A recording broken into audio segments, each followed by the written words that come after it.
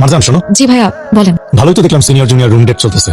তা আমাদের সাথে তোমার বান্ধবীদের পরিচয় করিয়ে দাও, আমিও কিন্তু ভালোই রুম ডেট করতে পারি। মামা এক কাপ রং চা দিয়েন তো। ওই দেখ ভাইরাল গার্ল, আজকাল দেখি বার্থডে পার্টি নামে রুমে এইসব চলতেছে। কিন্তু বন্ধু ভিডিওটা কিন্তু ভালো হয় না, আমার যদি ভিডিও করতে দিত আমি কিন্তু এর থেকে আরো ভালো ভিডিও করতে। যা নেক্সট টাইম তুই ল।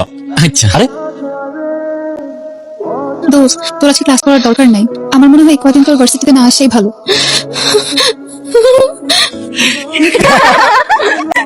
আপনি তো আমাকে ভালোবাসেন না, যা কিছু হয়েছে আপনার প্ল্যানিং হয়েছে, আমি তো আপনার কোনো ক্ষতি করি নাই। আপনি এটা কেন করলেন আমার সাথে? তুমি আমার কিছু করো নাই, যা করছো আমার বেস্ট ফ্রেন্ডের সাথে, ওর ক্যারিয়ার ধ্বংস করছোস। কেন করছোস? মামা আমার বাপে আমার সহ্য করে দিব মামা, আমার নেক্সট উইকে এক্সাম, কিন্তু ডাক্তার বলছে আমার হাত ভেঙে গেছে, পা ভেঙে গেছে, আমি কেমনে এক্সাম দিব? 3 বছর আগে আমি দাঁড়াইতে পারবো না। তোর গায়ে হাত তোলার মতো সাহস হয়েছে কার? তুই খালি আমারে বল।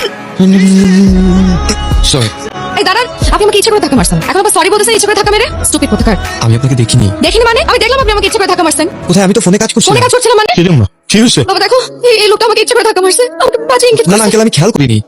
আঙ্কেল, আপনি আমার কথা শুনেন, আপনি আমার কথা শুনেন, আঙ্কেল, আমি কিছু করিনি। আমার বের গায়ে আরে হাউরুমি সুমর কুত্তা, আঙ্কেল আমার কথা বলতে ভালো হতো ভালো আঙ্কেল মামা বিশ্বাস করে আমি কিচ্ছু করি নাই, ওই লোক আমার শুধু শুধু পিটাইছে। দেখুন, আপনার মেয়ের কারণে আমাদের ইউনিভার্সিটির যে ইমেজটা নষ্ট হয়েছে তা দ্রুত শেয়ারে উঠবে বলে আমার কাছে মনে হচ্ছে। আমি তাকে এক্সপেক্ট করতাম, বাট আপনার কারণে করি। প্লিজ তাকে নিয়ে যান।